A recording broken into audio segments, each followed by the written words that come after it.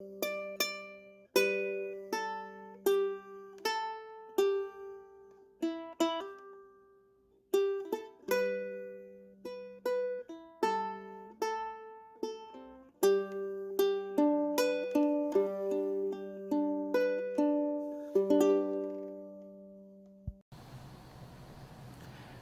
유대인들이 예수님을 죽이고 싶어 했나? 그 이유를 전하려고 합니다. 우리도 어느 순간에 유대인들처럼 누구를 미워하고 죽이고 싶고 괴롭히고 싶은 게 얼마나 많은지 모릅니다. 이게 내 문제인데 상대 문제처럼 더 전가시키고 원인을 내 안에 찾지 못한 채 상대 때문에라고 원망합니다. 이런 악한 모습을 우리도 내 자신 속에 발견하고 유대인들 모습 속에 내 안에 내 악함을 발견할 수 있도록 도와주옵소서. 예수님의 이름으로 기도했습니다. 아멘. 하나님 말씀은 요한복음 19장 6절 한 절만 읽겠습니다. 대제사장들과 하석들이 예수를 보고 소리질러 가로되 십자가에 못 박게 하소서, 십자가에 못 박게 하소서 하는지라. 빌라도가 가로되 너희가 친히 데려다가 십자가에 못 박으라. 나는 그에게 죄를 찾지 못하노라.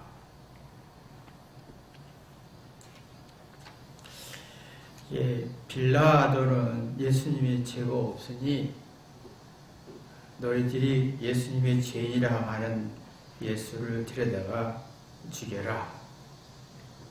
근데 유대인들은 예수가 죄 있다, 십자가에 죽여야 된다 라고 합니다. 사실은 유대인들도 예수님이 죄가 없고 또 정치력도 없고 재산도 없고 초라하고 나약한 존재라는 걸 압니다. 근데 왜 이렇게 예수님을 죄인으로 뒤집어 씌워서 십자가에 죽이고 싶었을까? 이게 참 문제인데요. 유대인들이 율법을 참 잘 알았습니다. 성경을 너무너무 잘 알았고 또 암기하다시피 했고 거기에 준해서 생활도 했습니다.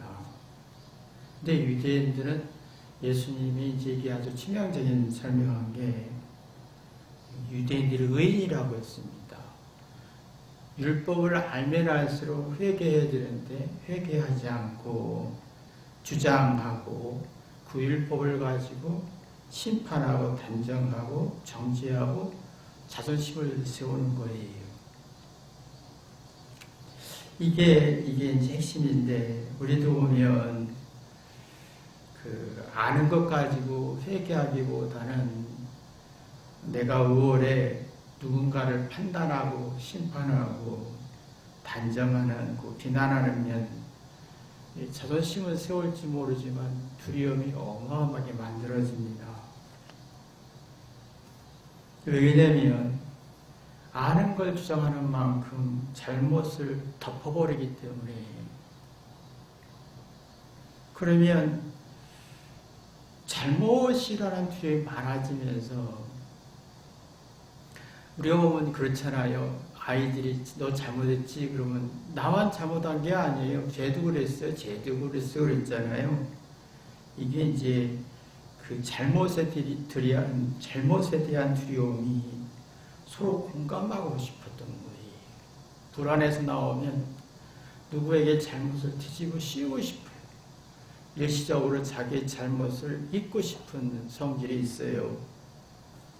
그래서 상대가 잘못 없어도 잘못이 1%가 있어도 90% 포장해서 100% 만들어서 뒤집어 씌우지는 성질이 있어요. 그래서 우리가 이런 성질이 너무 많다는 거예요. 지금 아이들이 이게 너무 잘하는 걸 얘기를 많이 하다 보니 자기 잘못이라는 것을 얘기하지 않고 잘못이라는 두려움이 너무 많고 잘해야 되는 강박증이 너무 심하다 보니까 상대의 잘못이 1% 가지고 100% 만들어버리는 거예요. 그러니까 이게 엄마가 크게 잘못도 안 했는데 아이들은 엄마를 잘못을 뒤집어 씌우는 거예요. 왜? 불안하니까. 잘못했을 땐 공감을 갖고 싶은 거예요, 서로가. 나만 잘못했느냐? 엄마도 잘못했지 않느냐? 이 유대인들의 마음속에 예수님 문제가 아니라 그 우월한 똑똑한 율법 지식을 회개하기보다는 주장하고 그걸 통해 이익을 얻고 그걸 통해서 기득권을 얻고 그걸 통해서 심판하고 근데 이게 그러다 보니까 예수님이 너무 깨끗한 거예요. 같이 잘못을 공유하자 이거예요. 이러면요 잘못에 대한 두려움에 공감대를 갖고 싶어서 뒤집어 씌우면 참 비참해지는 게 자기가 초라해지고 비참해집니다. 그러니까 아이들이 똑똑한데 이거 자기 똑똑함을 올바로 쓰지 못하는 거예요. 비참하고 초라해진다는 말은 자신이 좋은 거, 지식 얼마나 좋습니까? 성공한 거, 긍정적인 것이 가치가 없어져요. 지금 그래서 아이들이 100점 맞아도 거기에 대한 가치와 중요성을 알지 못하는 게 문제지요. 그러니까 유대인들이 율법을 가지고 회개해서 영혼을 살리기보다는 율법 가지고 주장해서 자존심 세우고 기득권 하다 보니까 얻다 보니까 나는 잘못에 대한 두려움을 해결하지 못한 채 이게 누군가에게 나만 잘못이냐 너도 아니냐 이렇게 뒤집어 씌우고 싶은 아주 잔인한 성격이 생긴 거예요. 그러면 그 우월한 율법 지식 가치가 없어지는 거예요. 다시 시비를 따지는 도구일 뿐이지 자기 회개에서 영혼 살리는 도구로 쓰지를 못하는 거예요. 아이들이 지금 똑똑한데 그 똑똑함을 쓰지 못하고 쓸모없게 쓰잖아요. 기싸움이나 하고 누군가를 자존심 상하게 하고 욕이나 하고 왕따시키고 그러면 이게 사고의 악순환이 되는 거예요. 누가 잘못 없어 잘못을 만드는 거예요. 그러면 사고의 악한 사고가 끊어지지 않으니까 자꾸 자기가 괴롭고 비참해지고 초라해지고 그러면 누군가가 나보다 나으면 죽이고 싶고 미워지고 싶고 괴롭히고 싶은 거죠.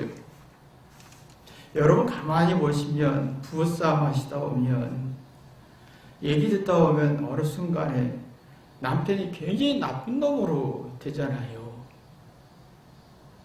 근데 뭐 가만히 듣다 보면 남편이 잘못하면 1%에 10%밖에 안 되는데 아내가 말할 경우는 100% 얘기하는 거예요.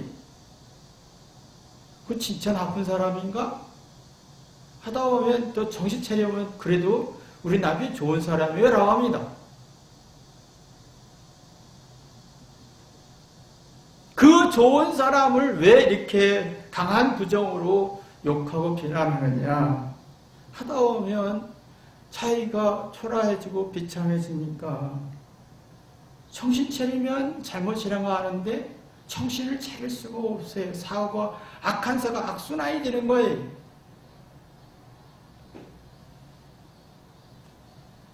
그래서 또 다시 돌리죠. 남편이 잘했더라면 내가 그렇지 않았을 텐데 원망하게 되는 겁니다. 그러니까 이게 그러다 보니까 이게 유대인들이 예수님이 아무 힘이 없고 정치력도 없고 재산도 없고 학문도 부족하고 한 사람을 죽이고 싶었던 것은 예수님의 문제가 아니라 유대인들의 문제라는 거예요. 아이들이 99% 잘못을 반복하고 시행착오를 반복합니다. 사랑했으면 회개하잖아요. 회개하다 보면 잘못이란 두려움과 불안에서 벗어나면서 객관적 의식을 갖습니다. 그때 이제 3살부터 6살까지는 존재감을 갖고 싶어요. 근데 이때 이성적인 시각이 열리게 되면 애들이 사리분별에 되고 잘못의 원인을 찾거든요. 그러면 내가 초라하지 않고 비참해지지 않고 잘못했어도 용기를 갖고 그 잘못을 개선하고 싶은 강한 마음이 생기는 거예요. 그러다 보면 자신의 소질이 뭐지? 재능을 찾기 시작할 때가 언제냐면 유치원 때부터거든요. 여기에 집중하는 거예요. 그때 자녀들이 사랑으로 키우지 않고 회개가 안 되는 사람은 잘못에 대한 두려움이 많지요. 잘못에 대한 두려움이 많으면 잘못 없다고 얘기하고 싶은 거예요. 그러면 그 잘못의 원인을 자꾸 엄마나 동생이나 형이나 돌리지요. 그런데 스스로 비참해지는 거예요. 스스로 초라해지는 거예요.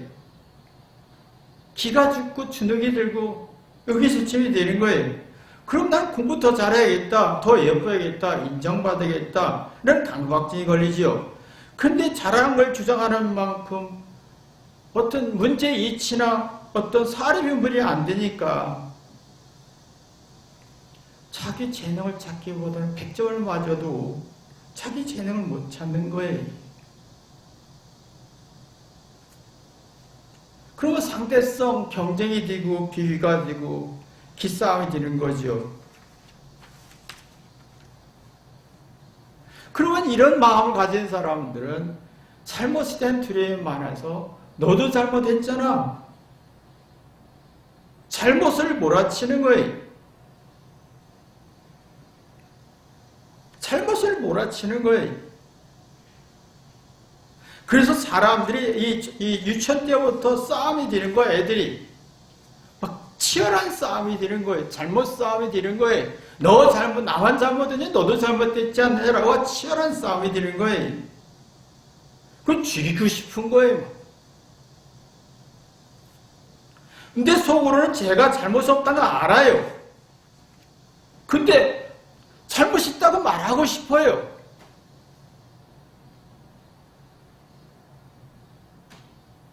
그렇게 잘못 없다고 말하고 쟤도 잘못한 말을 하고 싶을 때 부모 말을 듣고 생각하는 게 안 되니까 부모가 가르치고 교육하고 그러면 안 돼가 먹히지 않는 거예요.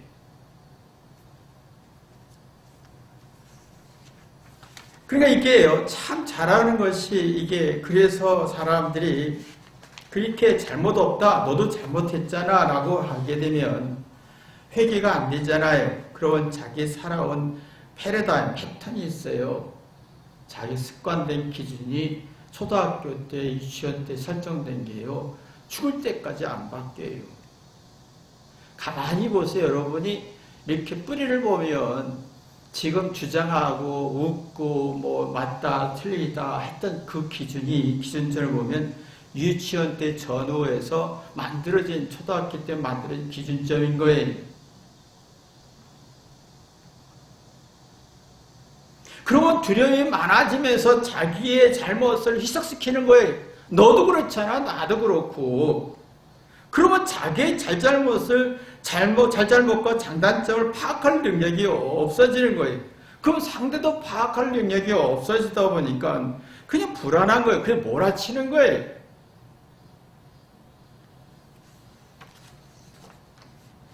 그래서 사람들이 자꾸 나는 우월하고 맞다고 주장하고 너는 잘못했잖아 라고 정당성을 갖잖아요.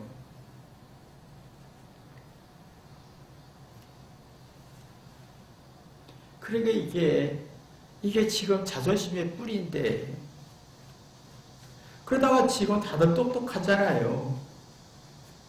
똑똑한데 더 플러스가 됐어요. 그러니까 자꾸 이 마음속에 잘못에 대한 그 두려움이 굉장히 많아지니까 이게 회개는 안 되고 이게 많은 만큼 그 공격 수위가 달라지는 거예요. 이 두려움이 많은 만큼 내가 잘못에 대한 두려움이 많고 자기의 문제를 파악할 능력도 없고 상대를 파악할 능력도 없으니까 자기가 두려움이 많아지는 공격수가 달라지는데 두려움이 심하면 적당히 욕하고 비난하는 수준에 끝나지만 조금 더 넘어가면 음모까지 해요. 그 두려움이 더 많아지면 이게 10에서 30으로 넘어가면 적극적인 동참을 하는 거예요. 그거 더 발전하면 죽이고 싶고 잔인성이 나오는 거예요. 이게 아주 심각한 문제죠. 그러면 지금 아이들이 공부하는 게 전쟁이잖아요. 저놈이 나하고 내가 이기게 돼. 이 전쟁 같은 사람이 상대를 친구로 보지 않아요. 전쟁으로 적으로 보죠. 그래서 죽이고 싶고 쟤네 공부를 못해야 되고 나는 잘해야 돼 라고 생각해요.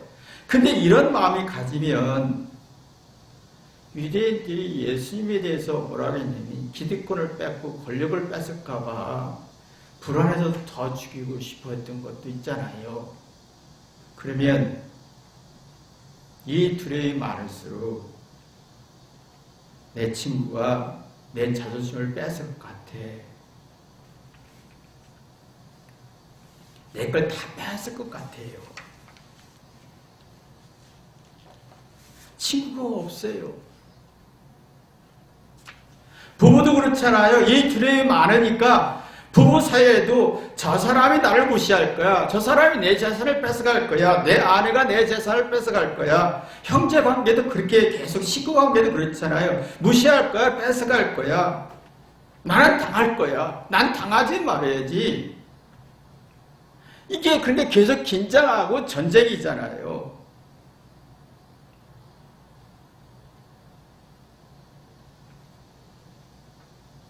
그러니까 상대를 이해하기보다는 부정하고 단정하고 1%의 잘못 가지고 100% 만들고 그러면서 내가 단정하는 거예요. 내가 내 아들은 내 자녀는 이럴 거야. 단정하는 거예요. 이게 얼마나 비참하냐면 스스로 자기를 초라하게 만드는 거거든요. 상대의 좋은 면을 볼 때 내가 행복한 건데 상대의 나쁜 면을 단정할 때는 내가 불행해지거든요. 그리고 빼앗길 것 같은 내가 당할 것 같은 무시받고 부정적인 평가를 받을 것 같은 그런 성질이 괜히 발전하는 거예요. 그러면 그래서 누가 뭐라 하면 나를 누가 지적질해? 라고 하는 공격성이 발전하죠.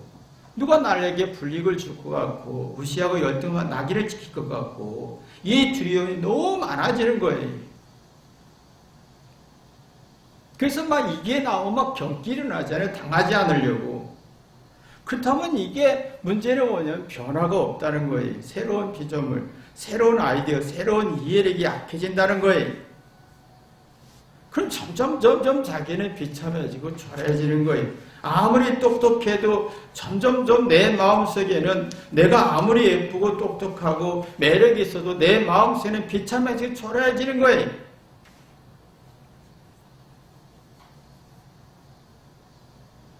변화가 없어요. 유치원 때, 초등학교 때 이 사고, 패러다임이 똑같이 나와요. 왜 저분이 저런 생각을 가질까 보면 그 뿌리에 있는 거예요.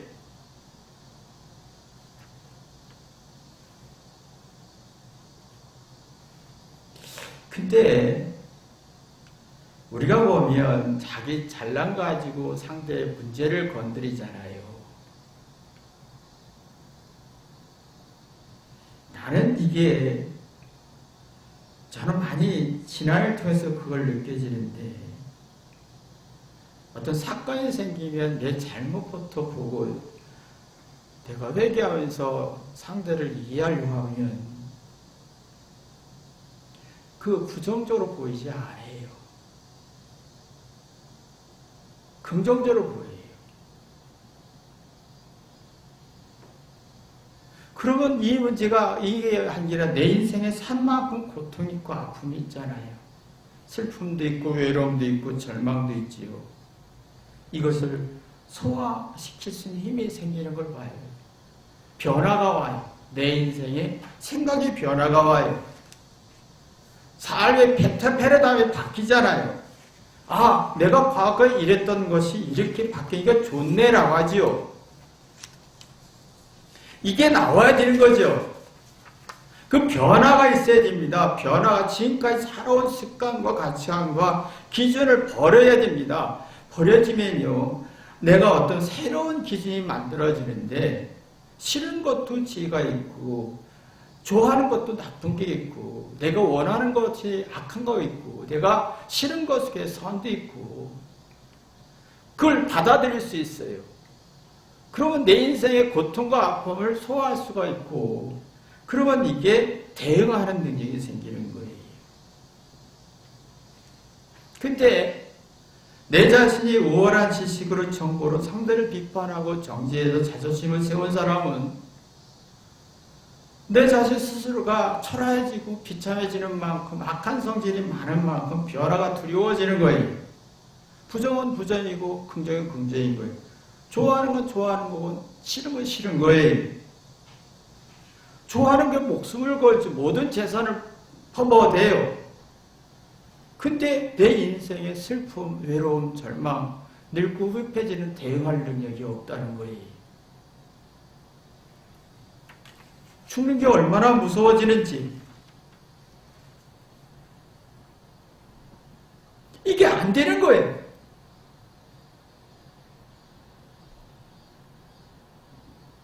변화는 회개입니다. 내가 살아온 패러다임 기준을 다 버리는 거예요. 그 기준이라는 것은 과거에 의해서 그 과거에 합당한 그 상황에서 맞는 기준이고 과거의 기준 가지고 지금의 기준을 갖는다는 것은 너무 어리석은 거죠.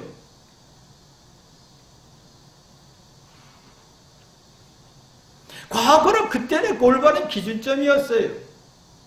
그래서 지금 그 기준이 달라지고 있지요. 왜? 내 육체가 달라졌죠. 후패지죠. 지식이 많아졌죠. 기술이 발전했죠. 환경 변화는 달라졌잖아요. 근데 그 환경적인 변화가 달라졌는데 과거의 기준까지 본들 현실을 볼 수 있겠냐는 거예요. 근데 내 잘못을 회개하다 보면 변화하지요. 변화는 뭐예요? 부정에서 긍정으로 가는 거잖아요.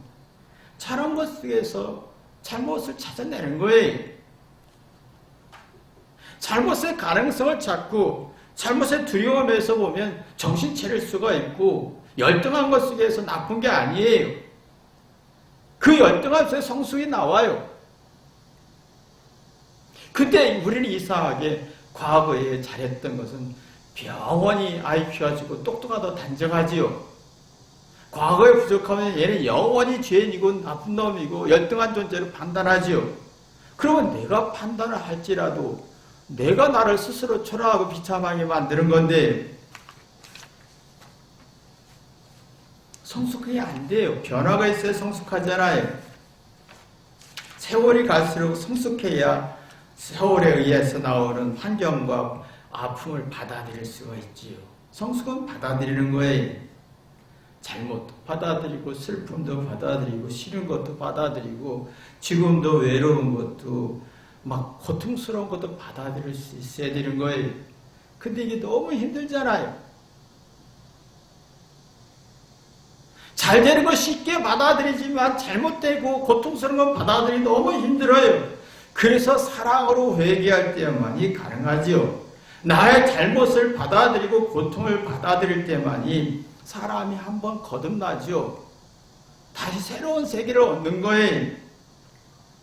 내가 새로운 세계를 얻게 되면 상대의 아픔을 이해하게 되죠. 상대의 나쁜 면을 보이지 않아요. 좋은 면이 보여요. 상대의 좋은 면이 봐야 내가 행복한 거잖아요.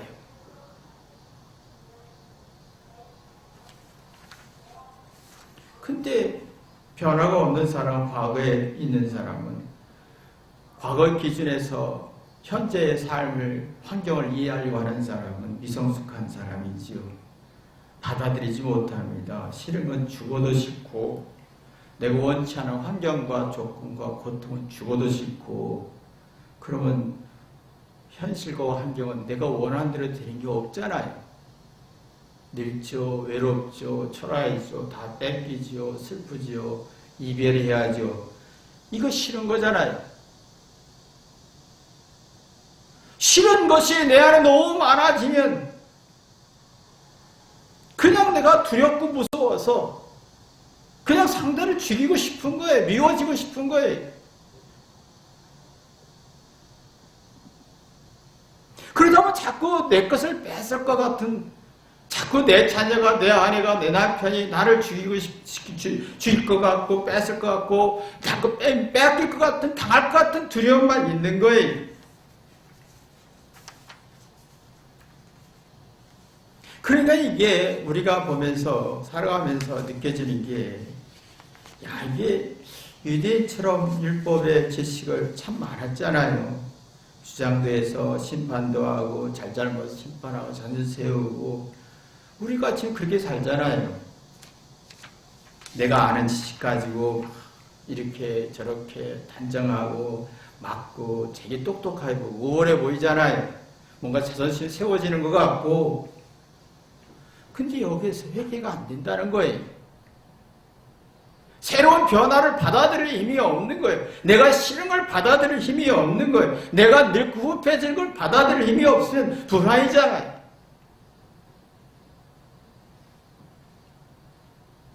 회개의 가치를 상실하는 거예요. 회개는 뭡니까? 이전에 살아왔던 기준을 버리는 거잖아요. 그러면 새로운 생각을 갖게 되지요. 새로운 아이디어를 갖게 되고, 새로운 아이디어를 착상하고 발상하고 창안하고 보완하는 능력이잖아요. 이제 생각지 못했던 새로운 생각, 이해가 나오는 거잖아요. 그러면 내 안에 행복이 있고 상대를 부정적으로 보지 않고 긍정적으로 볼 수 있는 힘이 생기는 거예요. 내 못난 것도 받아들일 수 있고 죽음도 외로움도 받아들일 수 있는 거예요. 저는 종종 이렇게 연세 드신 분들을 봐요. 볼 때마다 저분들도 한때 젊음이 있었을 거고 주변에 친구도 있었을 거고 살아가는 동료도 있었을 거고 돈도 쓸 수 있고 운전도 할 수 있었고 여행도 같이 다녔었을 거고 지금은 그 연세에 아무도 없는 거예요. 아무도 없어. 이제 죽음만 기다리는 순간인 거예요.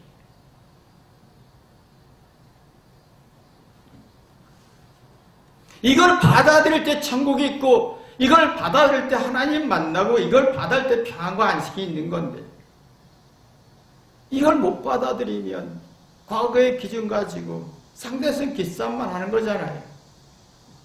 그러면 내가 부정적인 마음이 너무 강해서 회개할 힘이 없으니까 상대가 미워지고 죽이고 싶은 마음이 생길 뿐이잖아요. 자기 우월한 조건 가지고 행복을 누릴 수가 없어요. 그 지금 애들이 정말 애들이 우월하잖아요. 근데 누가 100점 맞았고 내가 99점 맞았고 누가 내 친구가 100점 맞았으면 화를 내요. 99점을 무가치하게 여기지요. 1% 때문에 1점 때문에 그 좋은 것을 스스로가 비참하고 초라하고 무능력하게 만들어버려요.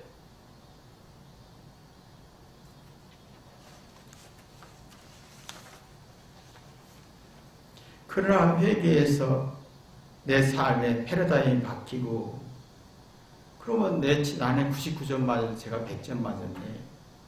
그러면 상대성 박탈감에서 벗어나서 쟤는 뭔가 열심히 했는가 봐.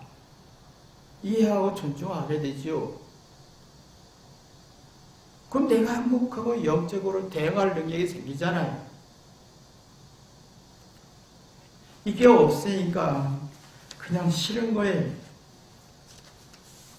죄도 싫고 잘못도 싫고 늙는 것도 싫고 싫은 것도 싫고 다 싫은 거예요. 다 싫은 거예요. 그럼 나이가 들수록 의식이 서서히 지나가면서 이제 전혀 다릅니다. 50대 다르고 60대 다르고 60 중반 다르고 70 다를 것 같아요. 제가 70까지는 내가 경험 못했지만 연세 드신 분 70 넘으신 분 보면 많이 달라지는 걸 봐요. 근데 달라지는 것을 받아들일 힘이 있을까?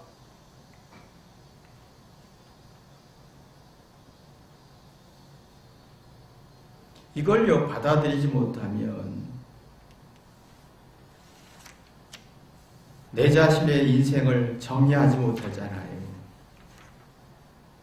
전문적인 기술자는 기계가 고장난 원인을 찾아요.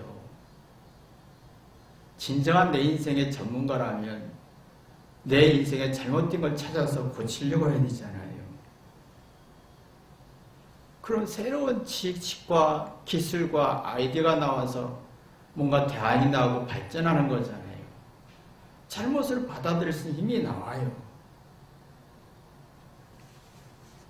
그러면 내 자신이 주눅들지 않지요. 근데 상대성 박탈감에 있으면 상대보다 1점 틀린 거 주눅들잖아요. 그럼 자기 재능은 못 찾아요. 100점 맞았어도. 잘못의 원인을 찾지 못해요. 그래서 화가 나서 죽이고 싶고 미워지고 싶고, 이게 아주 심각한 문제잖아요. 그럼 상대를 이해할 수가 없죠. 1%의 잘못 가지고 99% 잘못을 뒤집어 씌우고 싶잖아요. 보세요. 자녀들이 우리한테 얘기할 때 엄마 그렇게 잘못한 거 없는 것 같은데 모든 잘못이 엄마한테 돌리잖아요. 나도 그랬을 것 같아요. 어머니는 그렇게 잘못 없는 것 같은데 내가 그 잘못 모든 걸 뒤집어 씌울 때가 있었잖아요. 그러면 내가 초라해지잖아요. 내가 비참해져요. 그러면 생각이 주눅을 들면서 생각이 주눅이 들면서 조울증같이 현상이 생기죠.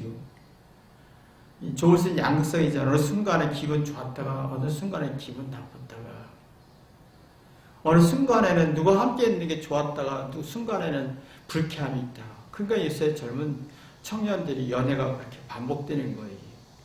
이 여자 만나서 이 남자 기분 좋았다가 몇 개월 지나고 사라지고 다른 여자 만나 다른 남자 만나고 순간순간마다 바뀌어지는 거예요.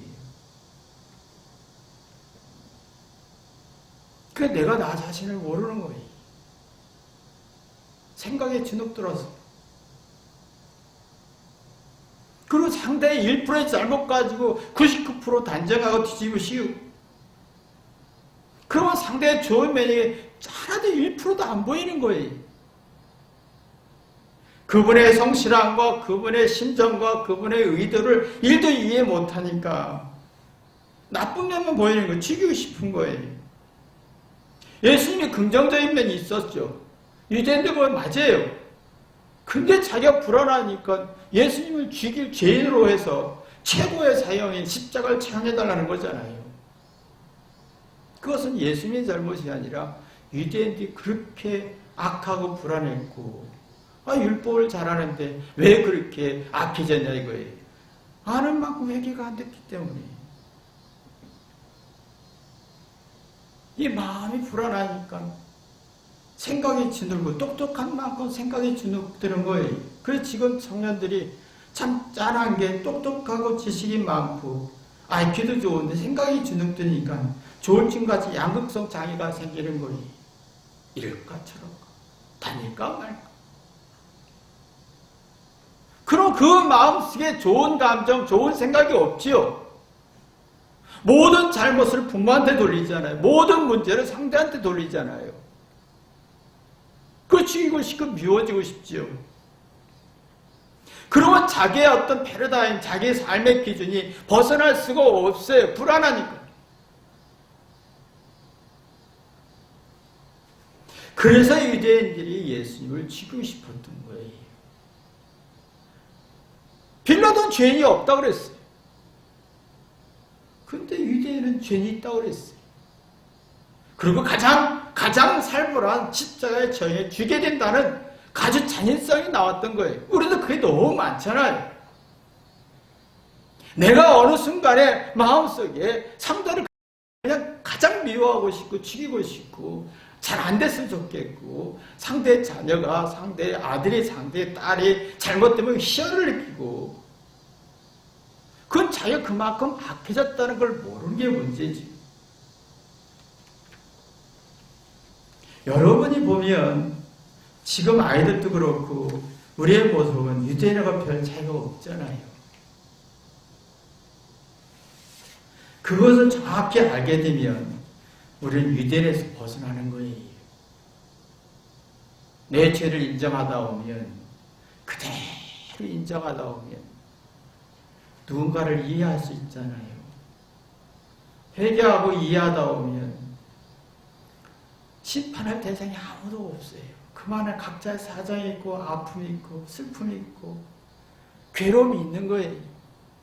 상대를 이해하는 만큼 심판할 마음이 1도 없어요. 가슴 아플 뿐이에요. 예수님이 그 마음을 가진 거예요. 유대인들은 자기를 죽이려고 했지만 예수님이 그 마음속에 가슴 아팠던 거지. 그 가슴 아픈 사랑이 십자가의 고통을 감당할 힘을 만들었던 거지요. 여러분이 예수님만 같은 마음이 되기를 주님의 이름으로 기도합니다. 기도하겠습니다. 하나님 아버지, 우리 어느 순간에 예수님 마음보다는 유대인의 마음으로 이렇게 같이 흘러가는 걸 봅니다. 내 생활 속에서 유대인이 예수님을 가장 비참하고 처참하게 죽일 십자가에 청해 달라겠습니다. 우리도 그런 마음이 너무 많습니다. 내가 미워온 사람, 싫은 사람, 내가 두려운 만큼 누구를 미워하게 되고 그 죽이고 싶고 안 됐으면 좋겠고 비참했으면 좋겠고 불행했으면 좋겠고 그 악한 마음이 얼마나 많은지 우리 이런 마음 속에 살고 있습니다. 그러다 보니까 세상이 늙고 흡해지고 새로운 환경이 와도 대응할 마음의 안식이 없고 여유가 없다 보니까 불안하고 사나워지고 신경을 짜이고 우울증 걸리고 조울증같이 걸리고 이랬다 저랬다 혼란스럽기만 합니다. 현재 내 인생을 풀어낼 능력이 없습니다.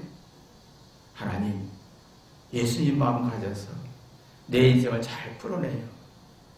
누구를 비판하고 욕하기보다는 죽이기 싶은 마음보다는 상대의 인생을 사연을 이해하고 기도할 수 있는 따뜻한 마음이 있게 도와주옵소서. 예수님의 이름으로 기도했습니다. 아멘.